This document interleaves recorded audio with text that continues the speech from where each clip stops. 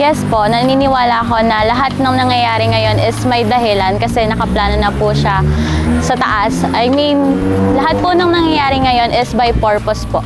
Hindi po. Dahil may mga bagay po kasi na nakaplano pero hindi po siya natutuloy. Kaya hindi po. Siyempre. Bakit po?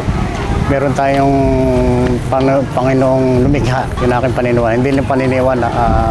Yun na totoo. Kasi everything happens for a reason. Wala, lahat naman may dahilan.